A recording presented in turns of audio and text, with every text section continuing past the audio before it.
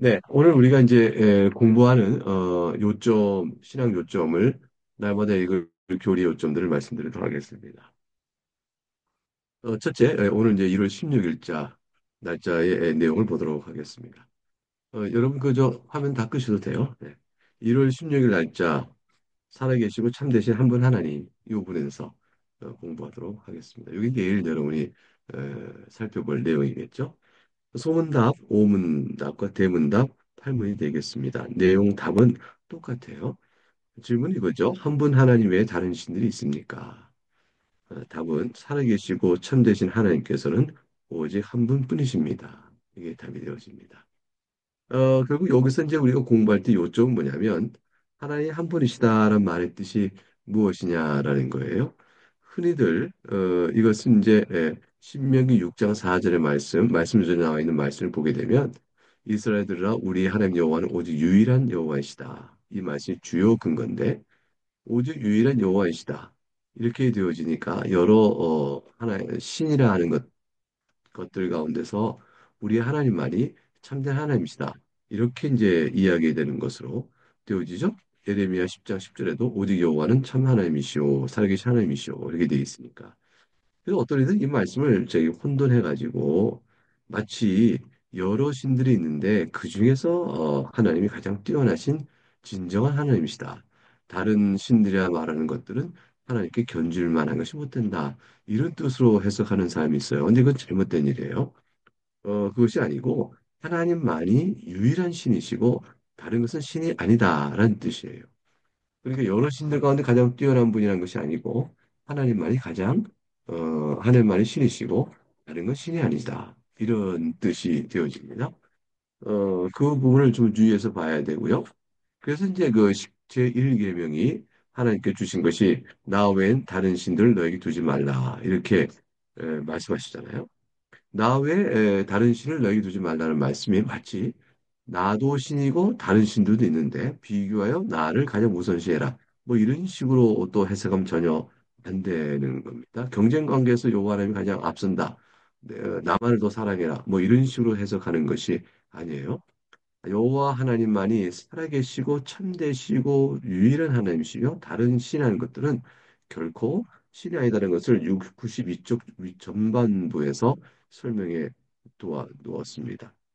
그러면 다른 것들은 왜 신이라고 일컬어집니까? 라고 물어볼 때 92쪽 중간 단어부터 나오면 영적인 존재나 물적인 존재가 있는데 그때의 소위 악한 영들 그런 것들이 사탄과 더불어서 신이라 하여 타락한 사람들의 마음을 미혹해 하고 자신이 하나님의 자리에 올라서서 종교적 예배를 받고 그러는 것이에요. 그래서 종교적 예배를 받고 그러는 여러 다신들이 있지만 여러 신들이 있다 하지만 그것은 근본적으로 신이 하나님이 아닌 것이죠. 타락한 영들이 하나님의 자리를 차지하고 있는 것이다. 그것들을 신이라고 섬기게 되면 그 우상 숭배가 됩니다. 왜냐하면 피조물에 불과한 것들이니까요. 피조물에 불과한 것들을 신이라 섬기는 것이 우상 숭배의 죄가 돼요. 그러니까 제2계명을 또 해치는 게 되어지죠. 제1계명과 2계명을 둘 다 해치는 것이 되어진다. 그것을 이제 92쪽에 설명해 놨습니다. 92쪽 맨 마지막에 그렇다면 천주교에서 마리아 상을 만들고 기도하고 그런 것은 어떤 것이냐? 마리아를 하나님이라고 생각하지 않고 마리아의 중보를 얻어서 예수님으로부터 받는 은혜를 더 잘 받을 수 있도록 마리아에게 비는 것이다. 이렇게 얘기하는데 사실 그것도 잘못된 것이죠. 왜냐하면 예수님께는 직접 나가는 것이지 마리아라는 사람의 중보를 거쳐 나가는 것이 아니고요. 마리아 자신도 중보자 위치에 어떤 권한과 그런 것도 갖고 있지 못해요. 왜냐면 그도 역시 또한 우리가 똑같은 죄인이기 때문에 그렇죠. 사람 아담의 후손 가운데 원자에 있지 않은 자가 아무도 없어요. 마리아도 마찬가지죠.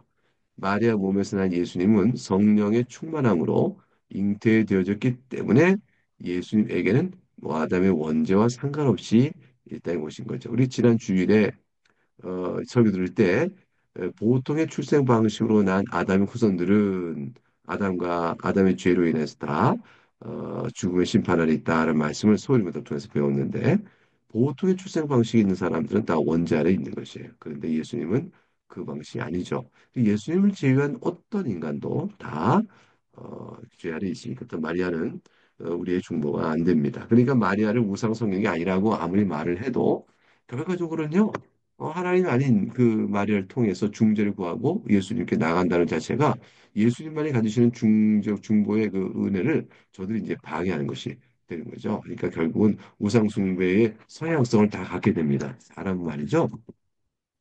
우상 숭배를 할 때 누구라도 다 그래요. 이 세상에서 우상 숭배를 우상을 만들어 놓고 빌면서 내가 그 우상을 만들어 놓고 빌면서 우상 숭배를 하고는 것이 아니라 우상은 단지 이용만 하는 것이다. 이렇게 말하는 이들이 많은데 그 헛된 말이에요. 왜냐하면 우상을 수단으로 사용한다 할지라도 결국 보이는 우상에 대한 의지함, 그것에 대한 자기 마음의 내어드림 이런 것들이 다 있어서 결국은 신적인 죄를 범하는 것이고 하나님은 그렇게 섬기라고 하지 않으셨어요. 하나님께서 예배 방식을 다 정해 놓으셨는데 자기 멋대로 하나님의 형상이라고 만들어 놓고 그리고 그 하나님의 형상을 그거를 이렇게 하나님 성경을 내다 그러면 자기 방식대로 하나님을 형상을 만들어 놓고 하나님을 믿는다는 것은 의도가 어떠하든지 그 방식 자체가 죄악인 거죠. 그게 잘못된 것입니다. 그래서 16일자, 내일자에 나와 있는 참된 하나님 하나님 한 분이시다라는 말씀의 내용의 설명을 그렇게 짚어서 보시면 되겠습니다. 이제 17일자를 보겠습니다. 17일자의 하나님의 본질, 이 내용을 보게 되면 소문답, 사문답이 우리에게 공부의 내용으로 주어져 있죠.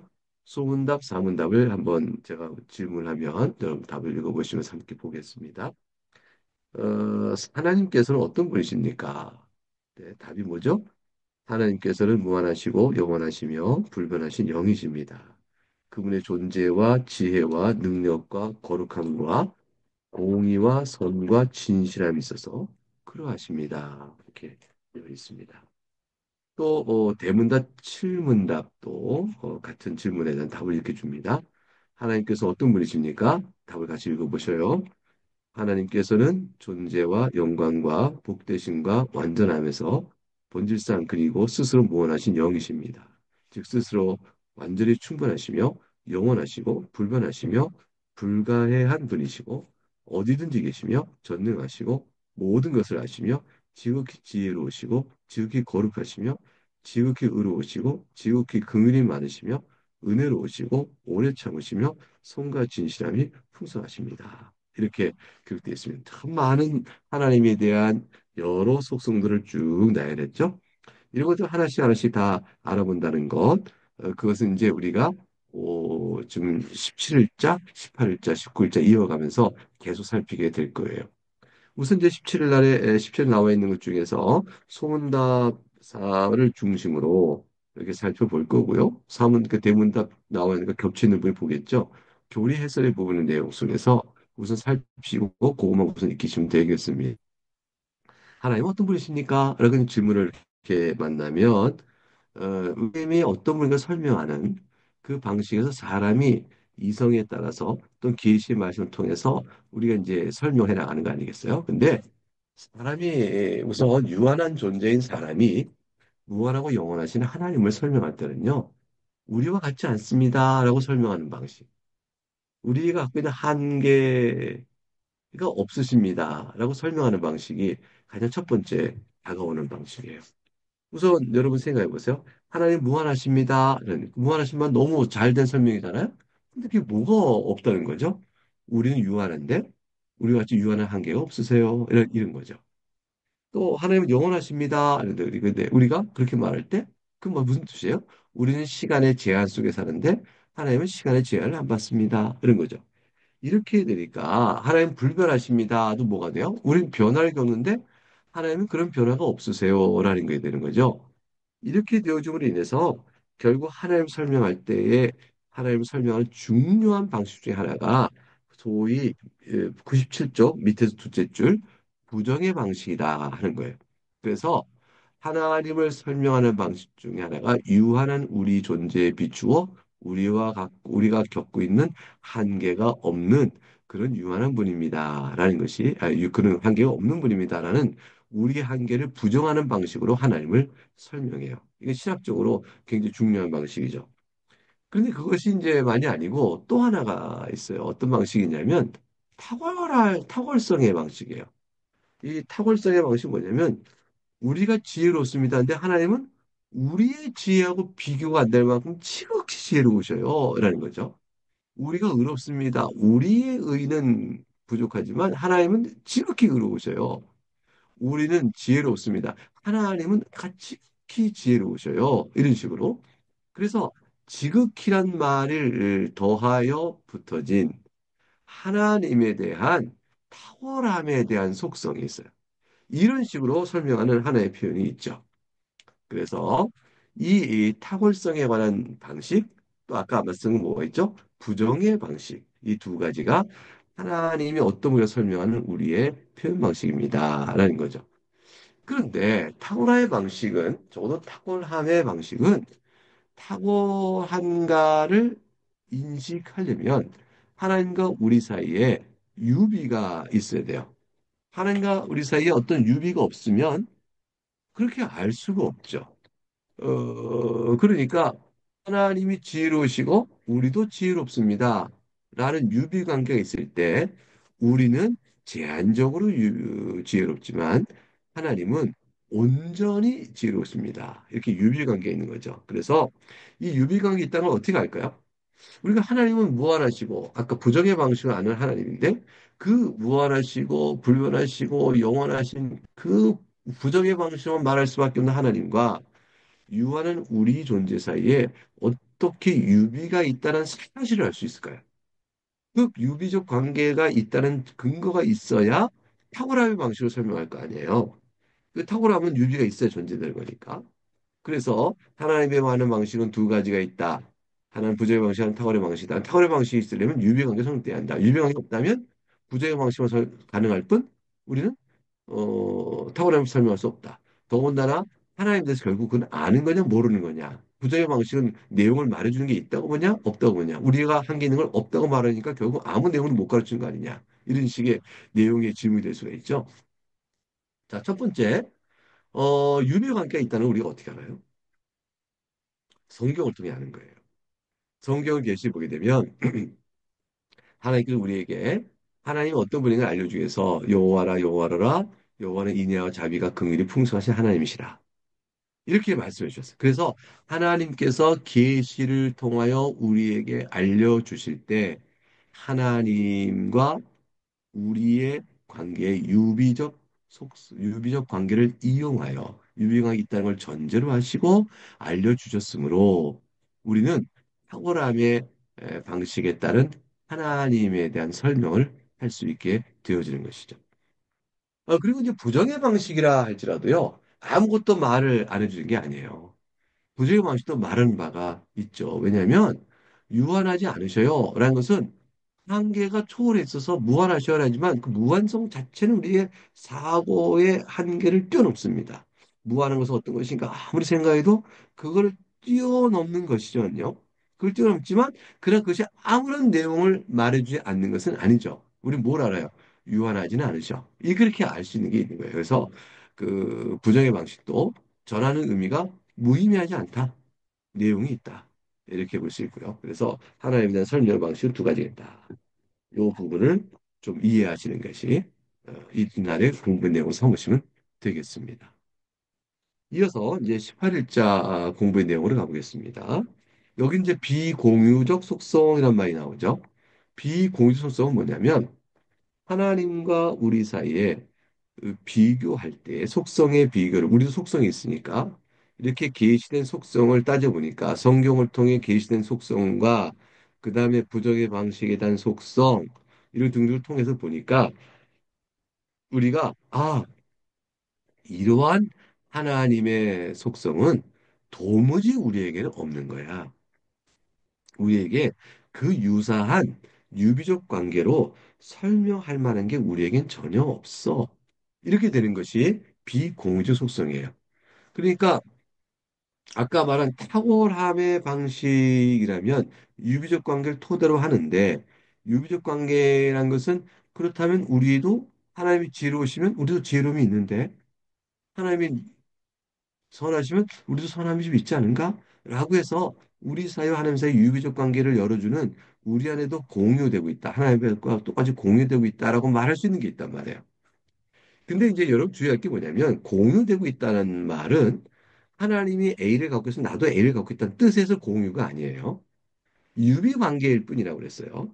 그러니까 우리가 지혜롭지만 하나님은 지극히 지혜로우시기 때문에 지극히 지혜로우시면 유한한 우리의 지혜와는 사실은 너무 다른 거죠.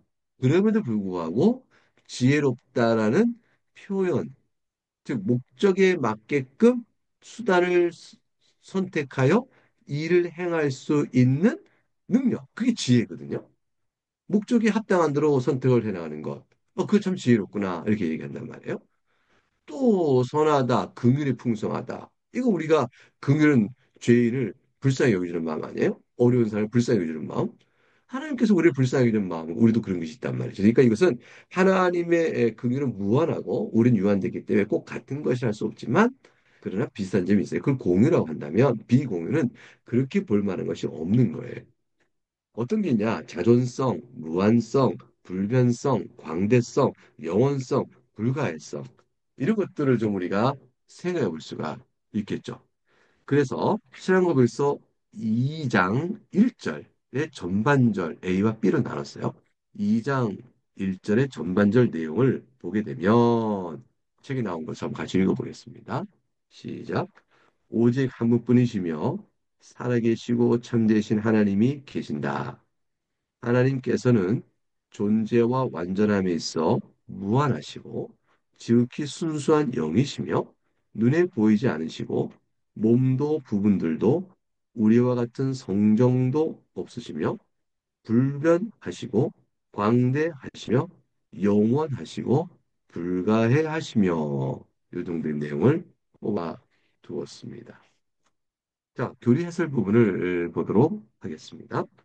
하나님은 모든 피조물은 물론 하나님 형상 지음받은 사람과도 근본적으로 다르십니다. 그게 초월하신 분이라는 사실을 말하고 있는 거죠. 하나님께 있는 여러 속성 가운데 그렇기 때문에 어떤 특별한 속성은 도무지 사람에게는 비슷한 유비라도 찾아보기 어려운 것들이 있습니다. 그게 이제 비공의 속성이에요. 예컨대 하나님은 순수한 영이셔요. 순수한 영이시라는 것은 하나님에게는 모험이 없으시다라는 것이죠. 그리고 영이신데 그 영이 어떤 부분들이 합하여 만들어진 영이 아니고 또 무엇과 무엇이 혼합돼서 화학적 성분으로 합쳐진 것도 아니고 물리적인 복합체도 아니고요. 화학적 혼합물도 아니세요. 하나님은 그냥 영으로서 순수하고 순전하신 분이에요. 하나의 영으로 완전하고 계셔요. 그래서 그를 순수하다, 순결하다, 뭐 이렇게 표현할 수밖에 없는 거예요. 그래서 pure spirit이에요. 순수한 영이시죠. 하나님은 그래서 그런 영이신 하나님은요, 그 스스로 존재하신 분임을 나타내요. 하나님 영이시니란 말 속에 스스로 존재하시니 누군가에서 만들어졌으면 순전하고 완전하지 못해요. 누군가의 손의 능력에 존재하게 되니까 하나님은 스스로 존재하시고 그런 하나님으로서 순수한 영이셔요. 또 하나님 무한하시죠. 무한하다는 말은 우선 질적인 측면에서 무한하다는 것은 인간의 모든 한계를 초월해 계시죠. 예컨대 하나님의 거룩하심은 무한하셔요. 하나님의 선하심도 무한하셔요. 그러니까 선하시다 이런 식의 어떠한 그 질적, 도덕적, 윤리적 어떤 좋은 것들의 측면이 있을 수 있잖아요. 그것들의 가장 뛰어나신 그 무한성 속에 설명되어져요. 그런데 그 무한성을 우리가 갖지 못해요. 우리에게는 그런 무한성이 없습니다. 그런데 또 그뿐 아니라 공간의 무한성 뭐가 될까요? 광대성이죠. 공간의 무한성은 광대하시며 공간을 초월하시며 어느 공간에 다 있는 무소 편재하신 성격이 있죠. 시간의 무한성 뭘까요? 영원성이죠. 시간의 영원성은 단지 시간이 계속 가는 대로 함께 같이 하신다 뿐만 아니라 그 시간을 초월해 계신다. 이것도 되어지는 것이죠. 그래서 하나님께서는 무한성, 이거 굉장한 거예요. 무한성의 공간적 적용으로 광대성, 시간적 정으로 영원성 이런 거를 설명할 수 있죠. 그러한 분이니까 인간의 이해력의 한계를 뛰어넘으세요. 그래서 그거를 불가해한 분이다. 인간이 헤아려 파악하여 설명할 수 있는 분이 아니다. 다시 말해 하나님은 인간의 이해력 안에 계신 분이 아니에요. 따라서 하나님 하시는 모든 일을 우리가 이해하여 알 수 있을 때 비로소 한다. 이렇게 말하면 절대로 안 되는 거예요. 여러분 인생사는 섭리 가운데 마찬가지죠. 섭리도 하나님의 이해력 안에 있지. 우리 인간의 이해력 안에 있지 않아요. 하나님이 행하시는 일을 인간이 다 이해하지 못하여 내가 하나님 믿지 못하겠습니다 말하면 어리석은 자예요. 왜냐하면 하나님 자신의 이해력 안에 있어야 한다는 거를 말하는 거기 때문에 잘못된 일이죠. 한번 생각해 보세요. 여러분 지금까지 사는 동안에 하나님의 섭리 가운데 살아보셨어요. 근데 여러분 도대체 하나님 내게 왜 이런 일을 주십니까? 하나님 저는 이 일 때문에 너무 슬픕니다. 하나님 이 일 때문에 너무 고통스러워요. 하나님 너무 아파요. 하나님 정말 저를 사랑하시나요? 하나님 정말 사랑하시나 이럴 수 있나요? 등등 여러분 하나님께 물었던 어떤 일들이 더 적으십시오. 아마 나름대로 있을 수 있을 거예요. 그 일들을 그때는 여러분은 하나님이 이해가 안 됐을 거예요. 근데 우리 하나님이 이해가 안 되고 있는 것 때문에 하나님을 원망할 수 있었을 거예요. 왜냐하면 내가 이해할 수 없는 일을 하신 하나님이라고 생각해서 내가 이해될 수 있고 납득될 수 있는 일을 하셔야지 왜 이렇게 됩니까? 라고 물었을 거란 말이에요. 여러분의 납득과 동의에 따라 하나님 제한되지 않았어요. 근데 하나님 물론 불가한 분이거든요. 그 작정의 모든 게 더 그 이상의 것이 있거든요. 그러면 어떻게 돼요? 지금 와 보니까 하나님 그때 이러이러 하셨고 그러니까 내가 그때 미래를 깨닫지 못한 것인데 이렇게 합력하여 지금 내게 이러한 것을 주셔서 너무 감사하다. 이렇게 고백되는 일들이 참 많은 거예요. 하나님은 신앙의 대상이지 이해하여 내가 동의하는 대상이 아니에요. 하나님은 내가 동의하는 대상이 아니고 하나님은 내 신앙, 하나님 옳습니다. 하나님 옳으십니다 하고 하나님께 엎드린 믿음과 예배를 받으시는 대상이에요. 신앙의 대상이지 동의 대상이 아니에요. 그러므로 하나님의 이 비공유적 불가능성을 잘 받아들이셔야 돼요. 또 불변성이 있어요. 하나님은 시간과 공간에 무한하고 완전하시기 때문에 그분이 어떤 변화를 겪지 않으셔요. 유한한 존재는 다 변화를 겪어요. 이 불변성은 변화성은 어디서 오냐면요. 우리의 불완전성에서 오고요. 그리고 성장하고 발전한다. 이것도 변하잖아요. 또 우리가 어떤 일을 했다가 이거 잘못했어. 나 취소할래. 이거 다 인간의 오류 때문에 벌어지는 거잖아요. 지혜의 부족, 인간의 오류, 또 능력의 부족, 목적 항공발을 이루지 못하는 인간의 꿈, 이거 다 변해요. 또 인간이 상처를 받아요. 이것도 인간이 연약해서 그런 것이죠. 환경에 의한 영향을 받잖아요. 근데 하나님 외에 어떤 환경에서 영향을 받으실까요? 아니시죠. 하나님 지혜가 부족하여 나중에 수정해야 될까요? 아니죠. 그러니까 하나님은 완전하신 분이요. 그런 분이기 때문에 당연히 변화가 없으세요. 하나님이 변화가 없다는 것은 마치 오해하여 우리와의 관계 속에서 내가 하나님께 불순종해도 하나님은 상관없고 내가 순종해도 하나님 상관없고 하나님은 그냥 무뚝뚝한 그냥 아무 우리에 대해서 감각 없는 분 이런 분을 오해하시면 안 돼요. 그게 아니고요. 우리의 관계 속에는 하나님께서 언약을 맺으시고 명령을 해주심으로 그거에 따라 우리를 다스려 가십니다. 그러면서 우리는 하나님과 관계성의 변화를 경험할 수 있어요.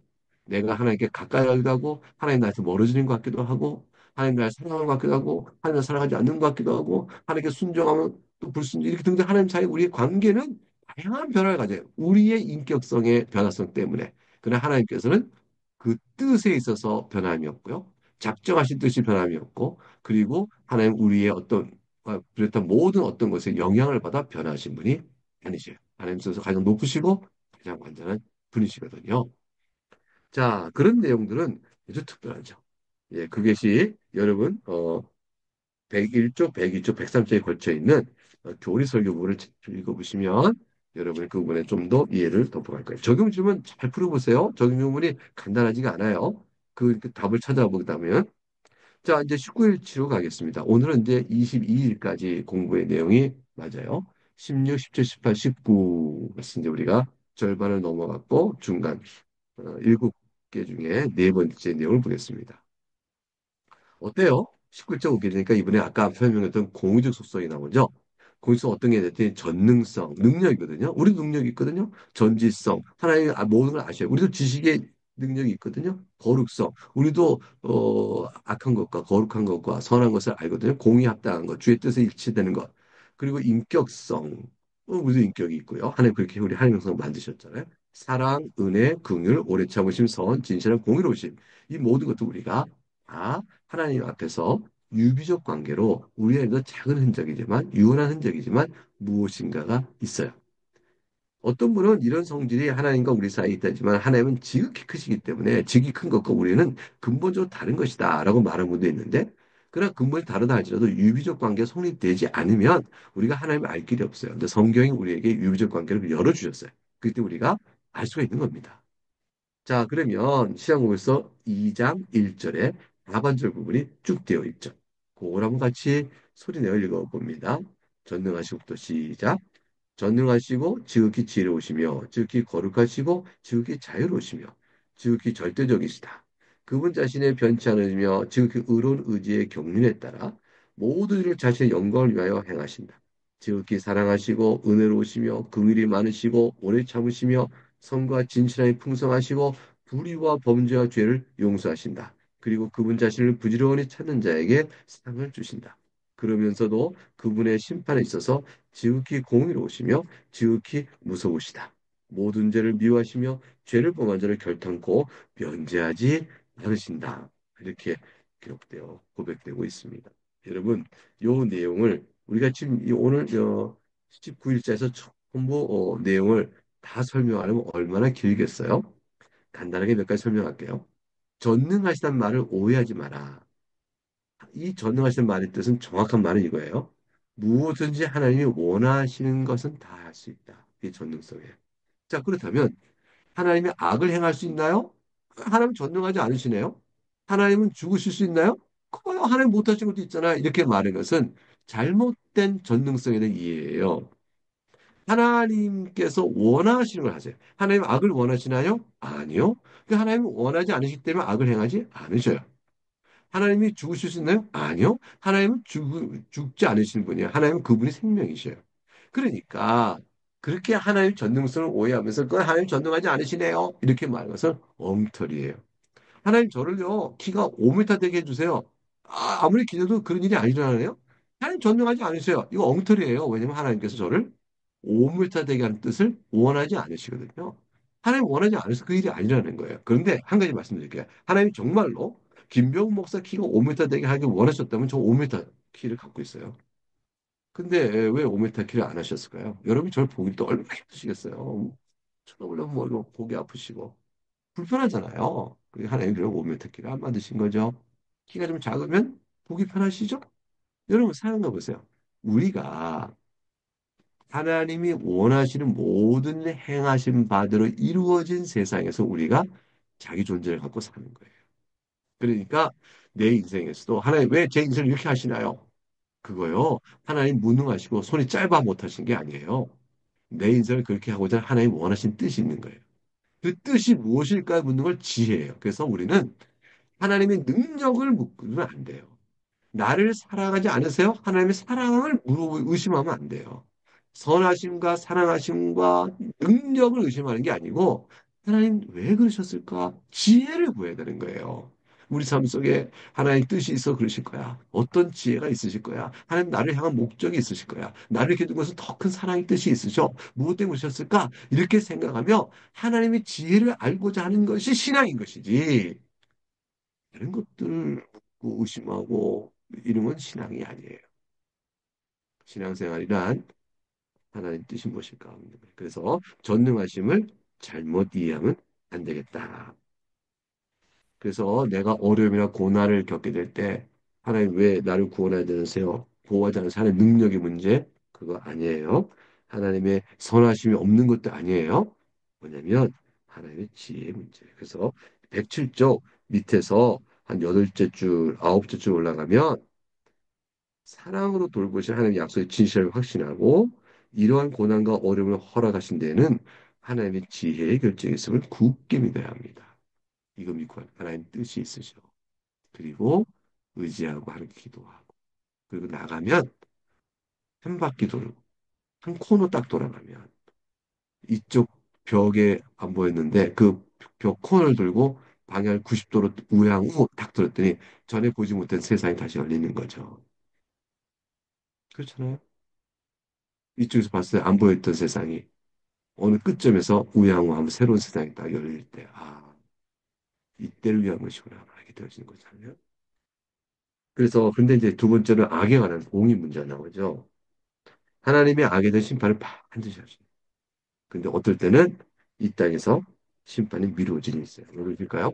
신자에게는 왜 신자에게는 어, 악의 잘못한 일을 바로 심판하지 징계하지 않으시면요 회개할 기회를 주시는 거예요. 여러분이 하나님 앞에서 범죄하고 죄를 범한 일이 있는데 하나님이 바로 징계의 매를 들지 않으시는 것은 그건 여러분을 사랑하신데 왜 징계의 매를 들지 않으실까요?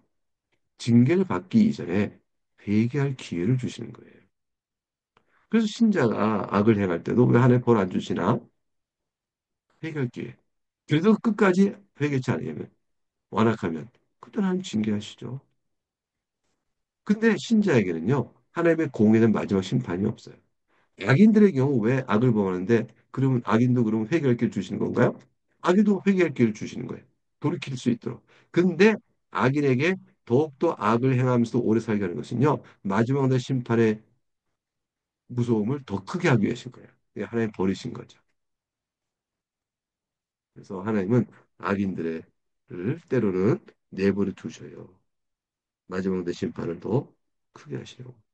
중요한 것은 하나님은 반드시 공의로우시다.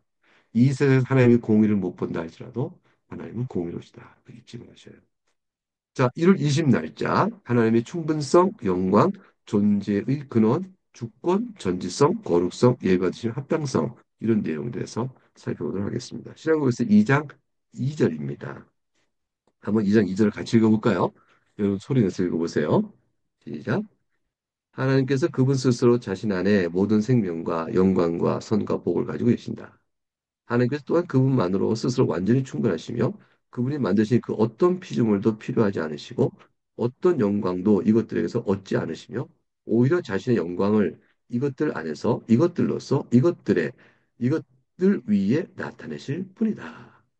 하나님께서 모든 존재의 유일한 근원이시며 만물이 그에서 나오고 그로 말미암으며 그에게로 돌아간다. 그리고 하나님께서 기뻐하신 것은 무엇이든지 만물을 위하여 만물에 행하실 최고의 주권적인 권세를 만물에 대하여 가지고 계신다.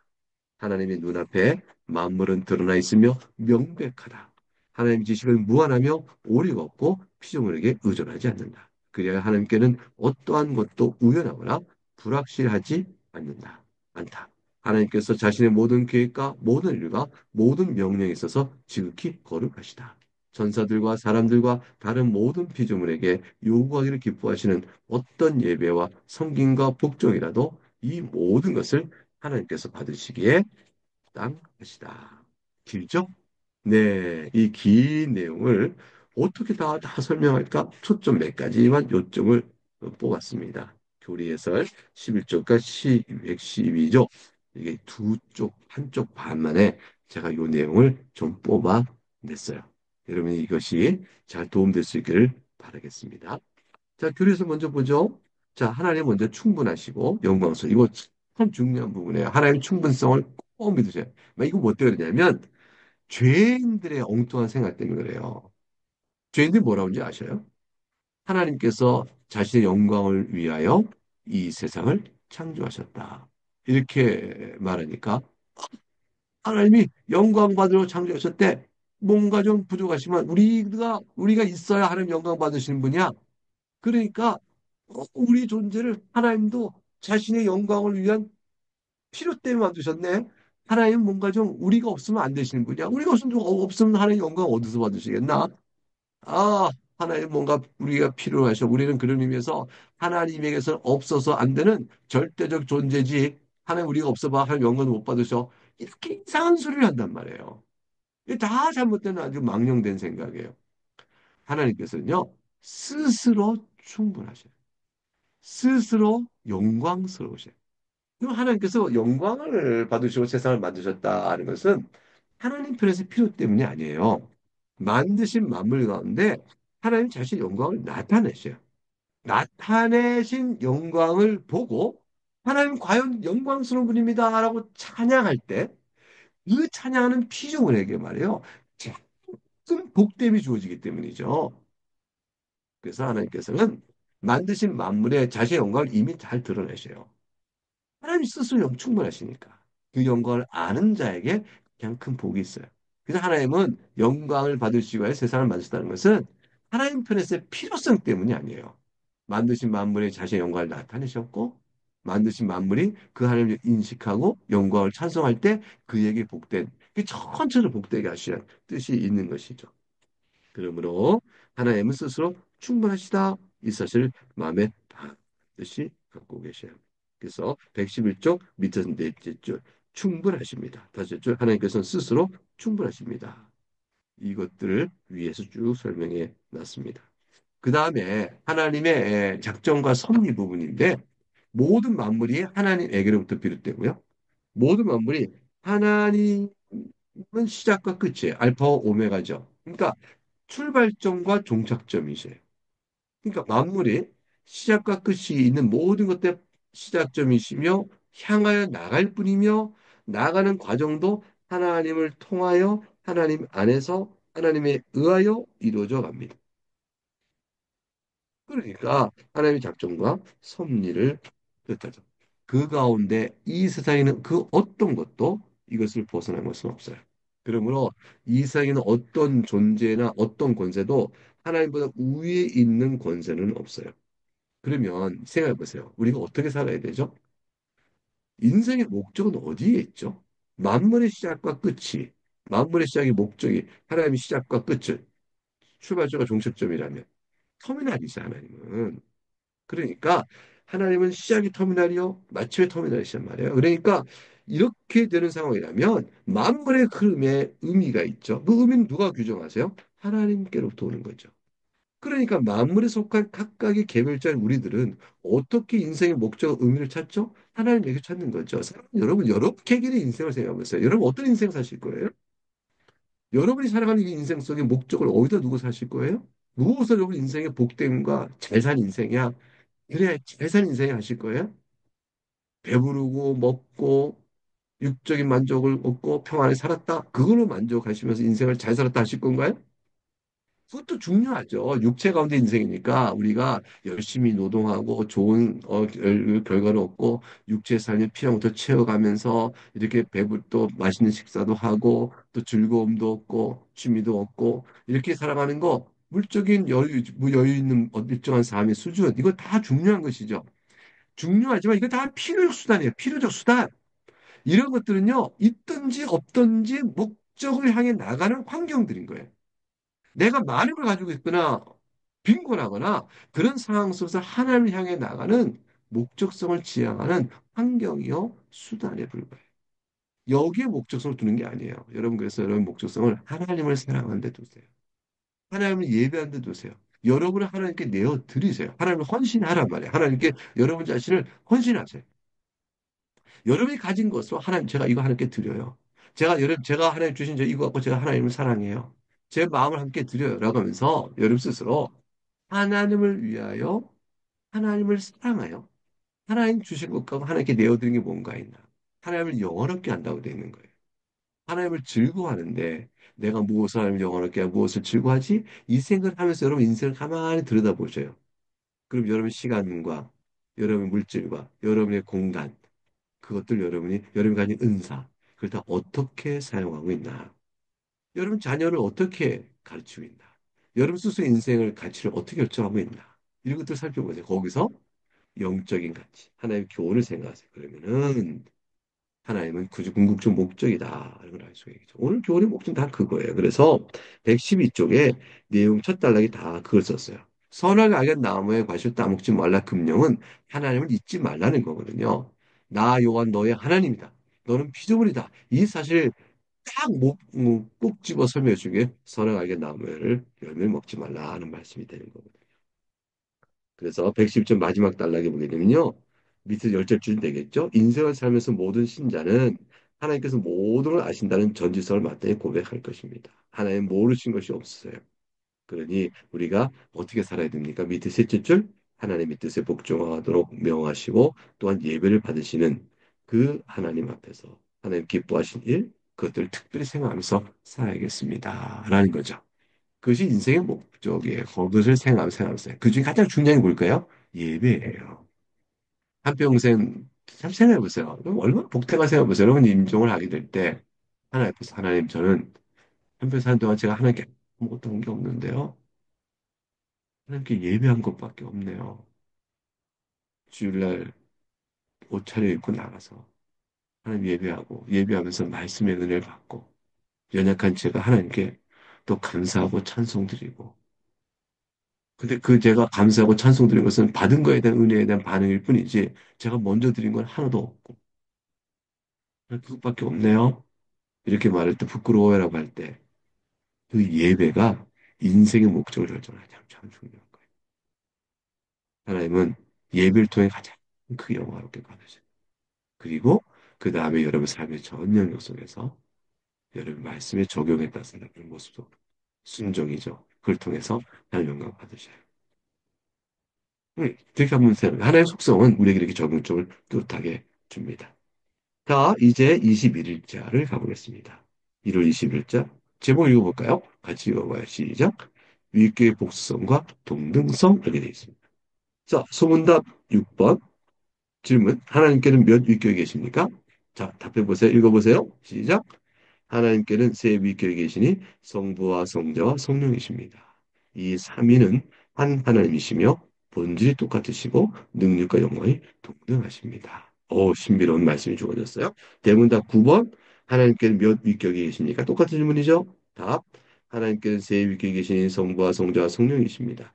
이 삼위는 참되고 영원한 한 하나님이시며 위격적 특성에 의해서 구별되지만 본질이 똑같으시고 능력과 영광이 동등하십니다. 거의 소문답과 대문답은 똑같은데 차이가 나는 건 한 가지가 있죠. 구별이 있다. 이 3위는 하나님이신데 구별이 있다. 뭘로 구별이 돼요? 위격적 특성 요 말 하나 붙었어요. 조금 신학적 표현이 하나 더 붙은 거죠. 설명을 드릴게요. 말씀 요절 읽어보시면 한 하나님이신데 세 위격에 계신 금방 알 수 있습니다. 교리서의 두 쪽에 걸쳐서 나와 있습니다. 우선 첫 번째 참되어 계신 하나님은 오직 한 분이십니다. 근데 한 분 하나님이신데 위격이 매우 독특하게, 매우 특별하게 성부, 성자, 성령 세 위격을 했어요. 근데 세 위격인데 이 세 분 사이에 서열이 1격, 2격, 3격 이렇게 우리가 말을 해요. 성부, 성자, 성령. 그러니까 서열이 있나? 그럼 높고 낮음이 있나? 그런 서열 없어요. 먼저 되고 나중 되기 있나? 아니에요. 순서상의 서열도 없어요. 존재의 순서상의 서열도 없고 능력의 서열도 아니요. 지식의 서열도 아니요. 신성에 있어서의 더 큰 신성, 작은 신성, 그 더 작은 신성 이렇게 신성의 정도의 차이가 아니에요. 왜냐면 다 완전하고 똑같은 신성이에요. 완전하고 똑같은 신성이에요. 그러니까 능력의 차이가 없으시고요. 또 존재의 순서의 차이가 없으시고요.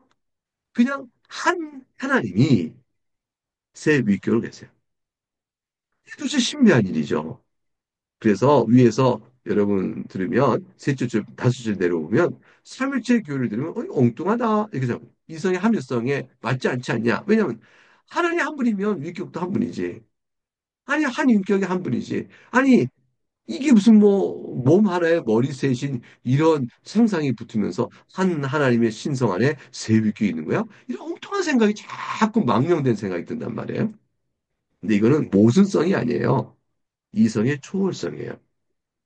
왜 모순성이 아니라고 말하냐면 제가 말씀을 잘 들어보세요. 세 위격이다 계셔 성부, 성자, 성령이 계시다면 성격을 통해 아니죠. 요건 이성적으로 맞잖아요.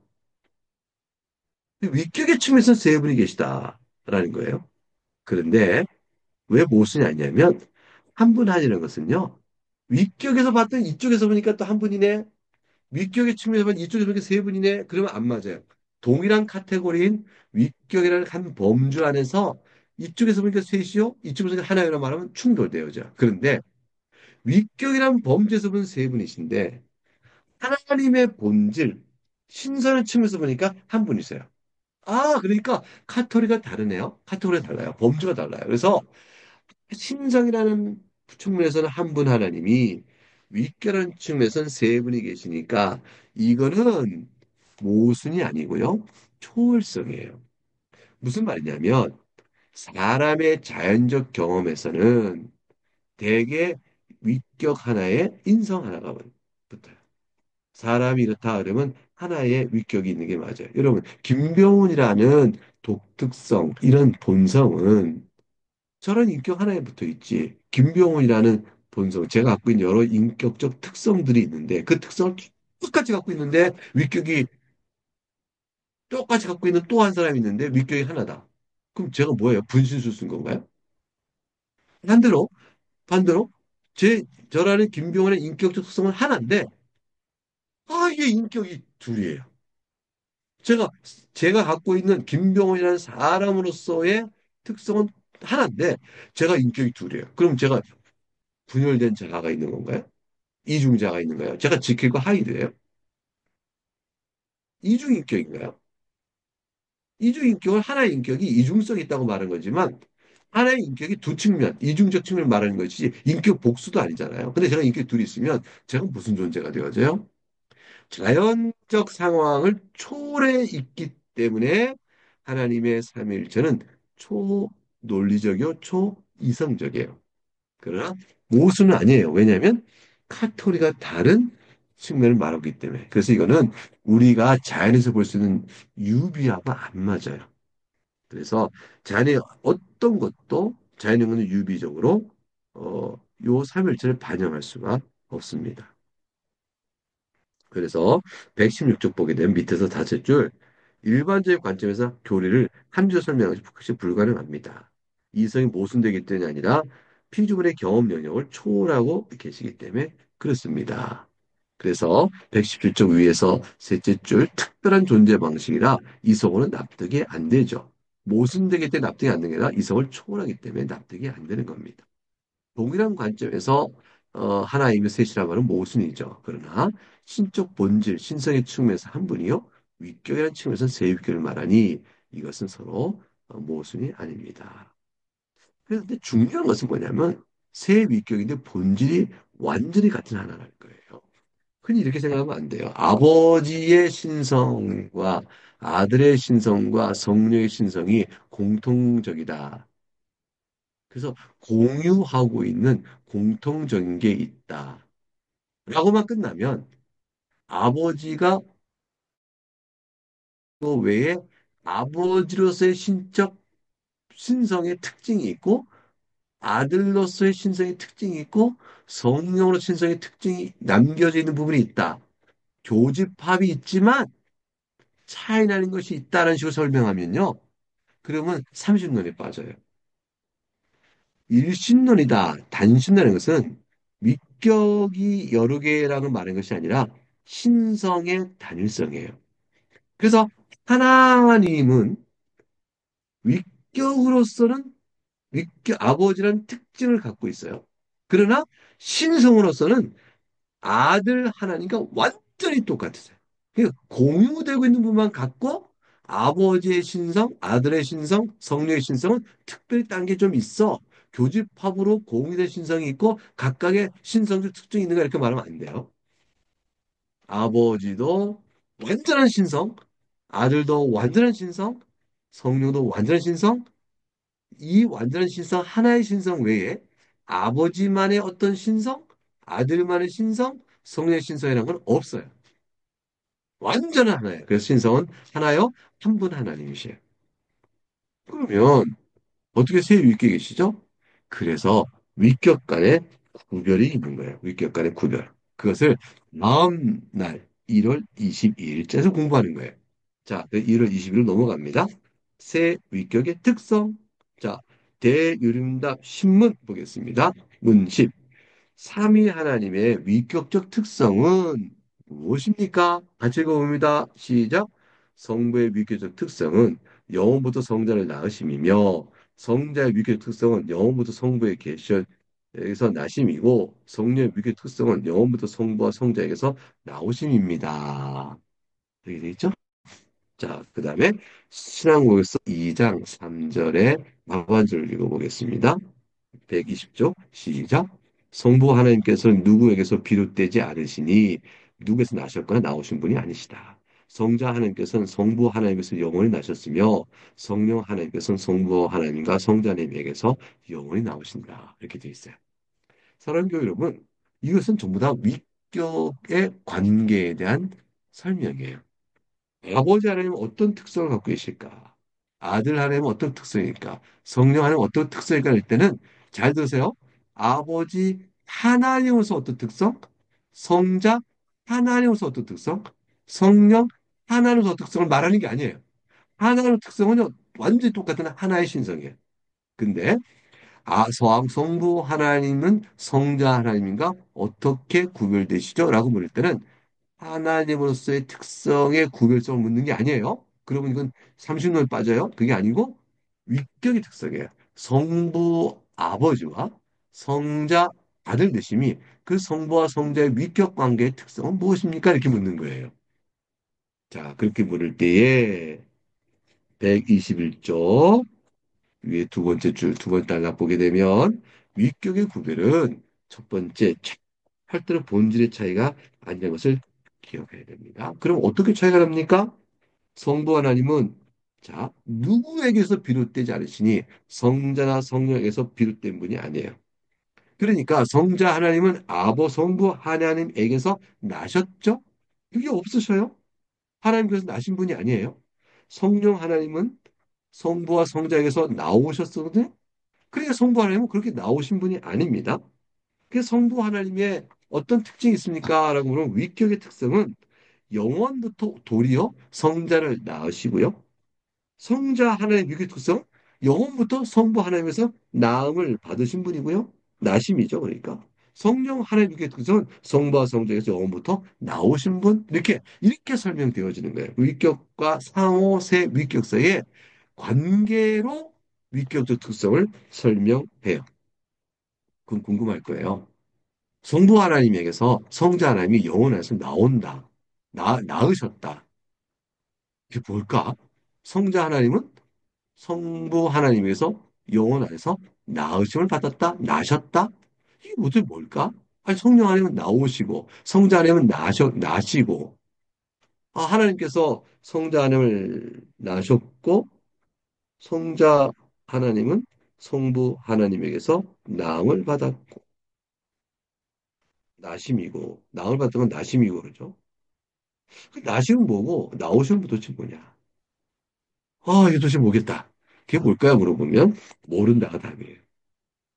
그 위격 상호간에 그래서 121줄 밑에 셋째 줄 나신다 했더니 동물이 생식과 출산하는 관계에 빗대어 그렇게 나셨나? 이렇게 생각하면 절대로 안 돼요.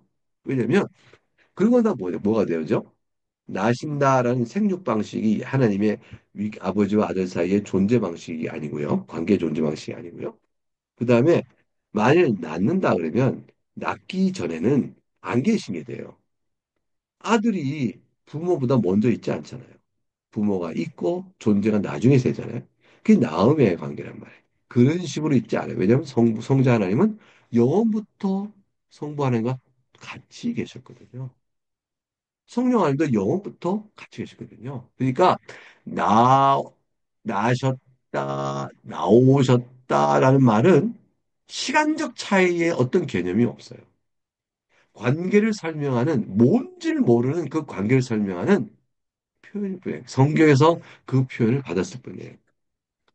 예수님께서 말씀하시기를 내가 또 다른 보혜사 영을 너에게 보혜사를 보낼 건데 아버지에게서 내가 너희에게 보낸다. 그러니까 그때 보혜사 성령이 보혜사가 바로 성령 하나님이거든요. 그러니까 성령 하나님은 아버지께서 아들을 통하여 또 아들에게서도 보내신 자구나. 이렇게 보내는 말을 우리가 받아요. 그리고 122쪽에 있는 것처럼 위에서 여덟째 줄 내려오면 히브리서 1장 5절에 너는 내 아들 오늘 내가 너를 낳았다 해서 아들 내 아들 내가 낳았다 이렇게 대한 표현들 이 표현에서 우리가 성부와 성자 사이의 관계성을 위격적 관계 설명하는 말을 우리가 계시 안에서 받은 거예요. 그러나 이것 자체가 무엇을 뜻하는지 우리가 모릅니다.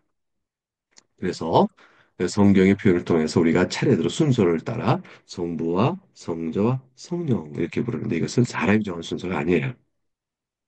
성경 자체에 그렇게 나와요. 그래서 우리가 마지막 복을 선언할 때 예배 후에 복을 선언할 때 우리 어떻게 하죠? 밑에서 여섯째 줄 올라가게 되면 예배 후 복을 선언할 때 고린도후서 14장 13절의 말씀 같이 읽어볼까요? 시작. 주 예수 그리스도의 은혜와 하나님의 사랑과 성령의 교통하심이 너희 무리와 함께 있을지어다. 여기서 주 예수 그리스도의 은혜, 선 하나님 사랑, 성령 교통. 이 순서가 나오죠. 이 순서는 왜 성부, 성자, 성령 순서가 아닙니까? 라고 질문할 수 있잖아요. 그것은 위격의 질서를 바꾼 것이 아니라 구원을 교회를 세워진 구원 사역에 있어서 예수 그리스도 말미암아 그 은혜로 하나님의 사랑을 배워가며 성령의 교통하심의 은혜를 우리가 교회에 내려진다는 것을 말하는 구원사적 순서. 예수님이 이 땅에 오셔서 우리에게 구원을 이루주시고 우리가 먼저 보고 알고 영원한 하나님의 선택적 사랑을 우리가 깨달게 되주며 그래서 예정론은 예수 그리스도를 믿고 난 다음에 알게 되는 거예요. 그리고 나서 그다음에 성령 하나님의 은혜를 우리가 알게 되는 구원 사역의 순서일 뿐이다. 그러나 그 외에 나머지 성경 다 어떻게 돼요? 아버지와 아들과 성령의 이름으로 세례를 주라. 이렇게 돼 있잖아요. 다 순서가 이렇게 돼 있어요. 그 성경에 계시한 대로 삼일째 순서를 따라가는 것이죠. 네, 여기까지가 이제 여러분 한 주간 매일 날마다 교리 양식으로 읽으실 분량이 되어집니다. 오늘 이제 한 시간 동안 저같이 공부했는데요. 이 공부를 내용을 가지고 이런 날마다 읽을 때 한번 가족들에게 설명도 하시고 그리고 내용도 꼼꼼히 잠시 읽어보시고 질문도 답해보시면서 하루하루 주와 함께 동행하시고 믿음의 지식이 더 풍성해지는 여러분 되시길 바라겠습니다. 네, 이렇게 해서 오늘 10시가 됐죠? 1시간 됐습니다. 공부를 마치도록 하겠습니다. 도움이 되신지 모르겠어요. 자, 그럼 기도하도록 하겠습니다.